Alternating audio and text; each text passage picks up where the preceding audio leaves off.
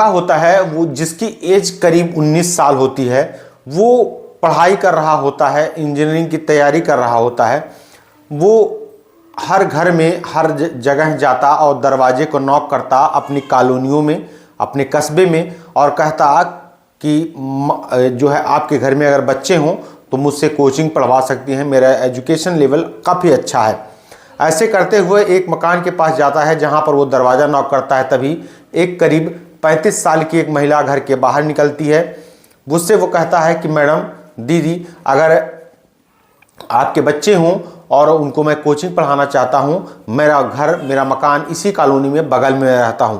वो महिला कहती है कि हाँ, मेरे 2 बच्चे हैं, लेकिन एक बच्चा अभी काफ़ी छोटा है, एक बिटिया है मेरी, वो बड़ी है, उसको आप पढ़ा सकते हैं, लेकिन इसके लिए मैं अपने पति से एक बार राय लेना चाहूँगी। अगर वो जैसा बताएंगे फिर मैं आपको नेक्स्ट डे उसके बारे में बताऊँगी। दूसरा दिन होता है, उस महिला का पति वापस घर आता है। वो अपनी पति से वो बातें पूरी शेयर करती है। पति कहता है कि हाँ, अगर अच्छा लड़का है, अच्छा पढ़ाता है, तुम करवा सकती हो, उससे बच्चों का हमारे भविष्य काफ़ी अच्छा होगा। उसके बाद वो अगले दिन वो लड़का फिर पहुंचता है और कोचिंग के लिए, पढ़ाई के लिए, ट्यूशन के लिए बातचीत तय हो जाती है। अब वो उसकी लड़कियों को पढ़ाने लगता है। उसके बाद पढ़ाते पढ़ाते धीरे धीरे इसी पढ़ाने के दौरान उस महिला और उस लड़के के जो है संपर्क कितने बढ़ जाते हैं कि दोनों धीरे धीरे आकर्षण बढ़ता है, फिर प्यार बढ़ता है, और प्यार से वो बिस्तर तक पहुंच जाते हैं। दोनों के बीच इतना प्यार और लिविंग में रहने लगते हैं। और उसके बाद ऐसी निर्मम हत्या एक होती है कि जिसे सुनकर हमारे आपके होश फाख्ता हो जाएंगे। नमस्कार दोस्तों, मैं सुनील कुमार पांडे और आप देख रहे हैं मिस्टीरियस क्राइम स्टोरी। दोस्तों, आज की ये घटना आखिरी तक बने रहिएगा। ये एक ऐसी घटना है जो आज 4 दिन से सोशल मीडिया पर इतने तगड़े से वायरल हो रही है और सोचने पर मजबूर कर रही है कि क्या प्यार क्या होता है, आकर्षण क्या होता है, या शारीरिक आकर्षण के प्रति लगने के बाद किस प्रकार की निर्मम हत्याएं हो जाती हैं। तो दोस्तों, इस कहानी को पूरी तरह समझने के लिए आखिरी तक बने रहिएगा। अगर नए हैं तो चैनल को जरूर सब्सक्राइब करिएगा, क्योंकि आपका एक सब्सक्रिप्शन हमारे हौसले को मजबूती देता है। दोस्तों, बात कर रहा हूं उत्तर प्रदेश की राजधानी लखनऊ का कंट्रोल रूम होता है, पुलिस कंट्रोल रूम। 112 पर फोन आता है। दिन होता है 8 दिसंबर 2025, सुबह के 9 से 9:30 बजे का बीच का समय होता है। सामने वाली महिला यानी कि कंट्रोल रूम से एक महिला फोन उठाती है और वो कहती है कि मैं police line Uttar Pradesh police 112 से बोल रही हूँ, आपकी मैं क्या सहायता कर सकती हूँ। सामने एक महिला से आवाज़ आती है और वो महिला कहती है कि हमने एक हत्या कर दिया है, हमने एक मर्डर कर दिया है, उसकी लाश हमारे मकान में पड़ी हुई है, आप आकर इसका तहकीक कर सकती हैं और इस बॉडी को अपने कब्जे में ले सकती हैं, और हमने एक हत्या कर रखा हुआ। इतना सुनने के बाद सामने पुलिस कंट्रोल में बैठी हुई वो महिला वो सोचती है कि शायद कोई मजाक कर रहा है, कोई तफरी ले रहा है, लेकिन इस बात को वो सीरियस लेती है और उसके बाद वहाँ के नज़दीकी थाने में, यानी कि उस महिला से बात करने के दौरान ही उसका एड्रेस, पता, सब कुछ वो ले लेती है। और उसके बाद उससे बात करने के दौरान ही वो महिला उस थाने यानी कि लखनऊ के बीबीडी ग्रीन सिटी के पास जो थाना होता है उस एरिए का, उस थाने के पास फ़ोन करती है और वहाँ के थाना इंचार्ज जो होते हैं उनको बताया जाता है कि आपके इस इलाके में फला एड्रेस पर ऐसी ऐसी अप्रिय घटना हुई है, आप इसमें तहकीकात करवाइए, जांच करवाइए कि क्या इसमें कितना सत्यता है, कितना गलत है। पुलिस थाने का जो इंचार्ज होते हैं, कंट्रोल रूम से जो फ़ोन गया हुआ है, कत्ल हो गया है, उसके बाद उस सालारगंज स्थित जो थाना होता है, शिवम ग्रीन सिटी अयोध्या के रोड पर है, वहाँ पर एक कत्ल हुआ है। ये पूरा एड्रेस पुलिस थाने को बताया जाता है। उसके बाद उस पुलिस कंट्रोल रूम से तुरंत जो है थाने से ग्राम प्रधान को यानी मनोहर यादव, उस ग्राम प्रधान होते हैं, उनको फ़ोन किया जाता है और बताया जाता है कि उस घर पे जाएं और पता करें कि वहाँ क्या माहौल है, कितना सही है, कितना गलत है। ग्राम प्रधान वहाँ से निकलता है और उस घर के पहुँच जाता है और वहाँ से उस महिला को कहता है कि क्या आपने पुलिस कंट्रोल रूम को फ़ोन किया था। महिला कहती हाँ, हमने फ़ोन किया है, हमने ही उस मर्डर को किया है, हमने ही हत्या किया है। आप इस बॉडी को, इस लाश को आप देख सकते हैं। प्रधान उस घर में प्रवेश करता है और बॉडी को जब देखता है तो उसके हाथ पांव सूज जाते हैं। वो तुरंत पुलिस कंट्रोल को या पुलिस को थाने पर फ़ोन करता है। जो वहाँ के थानेदार होते हैं, नाम होता है राम सिंह। वो कहता है राम सिंह से कि साहब ये सही बात है, इस घर में एक हत्या हुई है और आप तुरंत आ जाइए। राम सिंह जो है एसएचओ, डीएसपी और कई फॉरेंसिक टीम आला अधिकारियों के साथ तुरंत मौके वारदात पर पहुंचते हैं, बॉडी को कब्जे में लेते हैं और बॉडी को पोस्टमार्टम के लिए भेज दिया जाता है।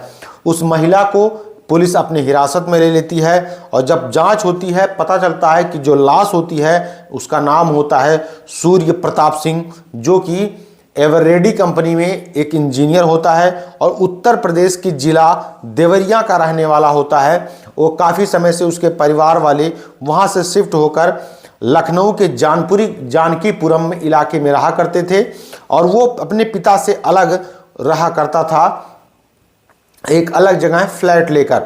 अब उस महिला को पुलिस कब्जे में लेती है, बॉडी पोस्टमार्टम के लिए चली जाती है। अब इतना बात होता है कि आखिर उस महिला ने इस जो है इतनी जघन्य अपराध को, इतनी घटना को, यानी सूर्य प्रताप की हत्या को आखिर अंजाम क्यों दिया था। खैर, इधर पुलिस इंक्वायरी करती है और इधर सूर्य प्रताप सिंह के माता पिता को, यानी उनके पिता नरेंद्र कुमार और माता उषा देवी को उसके बेटे की हत्या की पूरी घटना बताई जाती है। पूरे माँ बाप परिवार सब रोते बिलखते हुए थाने में पहुंचते हैं और कड़ी सजा की डिमांड करने लगते हैं। जांच में पता चलता है कि जो नरेंद्र कुमार होते हैं उनकी 3 बेटियां भी होती हैं और उनके जीवन में केवल एक ही बेटा होता है, यही जिसकी हत्या हो चुकी थी, सूर्य प्रताप सिंह। अब जांच पड़ताल शुरू हो जाती है, पूछताछ होती है। तब जो महिला होती है जिसने हत्या को अंजाम दिया है, बताया जाता है उसका नाम रत्ना होता है। दोस्तों, जो कहानी होती है वो कहानी शुरू होती है 2012 से। सूर्य प्रताप उस समय 19 साल का हुआ करता था। वो राजेंद्र कुमार जो उस महिला यानी कि रत्ना के जो पति होते हैं वो जनगणना विभाग में कर्मचारी होते हैं। रत्ना की एज उस समय 33 साल होती है। एक बेटी होती है 5 साल की, एक छोटी बेटी होती है 3 साल की। दोनों सूर्य प्रताप सिंह कोचिंग पढ़ाने के लिए उसके घर में आया करता था। दोनों में धीरे धीरे आकर्षण बढ़ने लगता है। उसके परिवार में सबसे बड़ी जो गलती हो, सबसे बड़ी कमी थी, वो रत्ना का पति जो सुरेंद्र कुमार होता है, वो रविंद्र कुमार, वो शराब बहुत पीता है और एक दिन उसके लीवर में इन्फेक्शन होता है और पीलिया इतना बढ़ जाता है कि एक दिन वो 2014 में करीब 2 साल पहले उसकी मृत्यु हो जाती है। उसके बाद इन दोनों के बीच में रत्ना अकेले होती है। जो उसके पति का पेंशन होता है, उसी पेंशन से वो घर चलाती है, परिवार अपना चलाने लगती है। लेकिन उसी दौरान पति की कमी उसे ऐसे खलती है कि उसका और सूर्य प्रताप सिंह जो उसके बच्चों को कोचिंग पढ़ाने के लिए आया करता था, जो उसे दीदी बोला करता था, जो उसे मैडम बोला करता था, अब उन दोनों के बीच में आकर्षण हो जाता है। दोनों के प्रति झुकाव होने लगता है। धीरे धीरे वो झुकाव का बिस्तर तक पहुंच जाता है, किसी को कानो कान खबर नहीं होती है। अब दोनों के बीच में फिजिकल रिलेशनशिप यहाँ तक कि बताया जाता है, मीडिया रिपोर्ट बताती हैं, दोनों लिविंग में रहने लगते हैं, पति पत्नी की तरह रहने लगती हैं। अब दोनों बच्चियाँ बड़ी हो जाती हैं तो बताया जाता है, वो महिला बताती है कि उसकी यानी सूर्य प्रताप की गलत निगाहें उसकी बेटियों की तरफ भी होती हैं। ऐसे ही एक दिन होता है कि उसकी बेटी के मोबाइल में वो किसी पुरुष का फ़ोन नंबर और उसका फ़ोटो देख लेता है। उसके बाद वो इतना विरोध करता है कि उस दिन यानी कि 7 दिसंबर 2025 को उसकी बेटी को घसीटते हुए एक कमरे की तरफ लेकर जाता है और उसके साथ मारा पीटी करने लगता है। तभी छोटी बिटिया जो होती है वो दौड़ते हुए जाती है माँ के पास और कहती है कि माँ, आज फिर बड़ी बेटी के साथ बदतमीजी हो रही है, मारा जा रहा है। तभी उसकी माँ और दोनों बेटियां उस कमरे में प्रवेश करती हैं। माँ कहती है कि इसके हाथ पांव पकड़ लो। हाथ पांव पकड़ा जाता है और धारदार हथियार से लगातार चाकू से उसके गर्दन पर वार किया जाता है और रेत कर उसकी हत्या कर दी जाती है। एक गलत अपराध, एक गलत तरीका, एक नाजायज संबंध, एक उम्र दराज का जो अंतर होता है वो आज सूर्य प्रताप को उसको मौत के घाट उतार देता है। उसके बाद रात भर वो अलग कमरे में पूरी रात बिताती है रत्ना और उसकी 2 बेटियां। सुबह वो पुलिस को फ़ोन करती हैं 112 नंबर पर और पूरी कहानी पुलिस को बताती है। पुलिस उसके बाद बॉडी को पोस्टमार्टम के लिए अपने कब्जे में ले लेती है।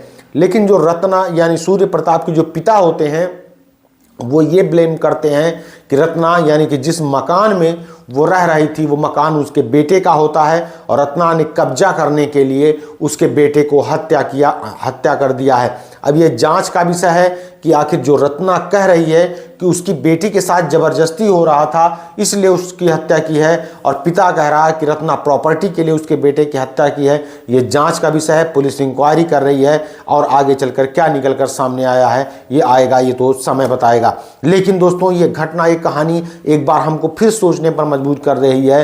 ये सोचने पर मजबूर कर देती है कि कभी भी जो लोग इस सब चीज़ों को प्यार समझ लेते हैं, प्यार जैसे पवित्र बंधन में जहाँ सिर्फ त्याग और सिर्फ त्याग होता है, उस स्थिति में लोग नाजायज़ संबंध को प्यार समझ बैठते हैं और नाजायज़ संबंध हमेशा सिर्फ मौत देता है और सिर्फ परिवार का विघटन पैदा करता है। दोस्तों इस कहानी को सुनाने का उद्देश्य किसी के मन को आहत करना या परेशान करना नहीं है। मिलते हैं एक नई कहानी, नई घटना के साथ। धन्यवाद। जय हिंद। नमस्कार।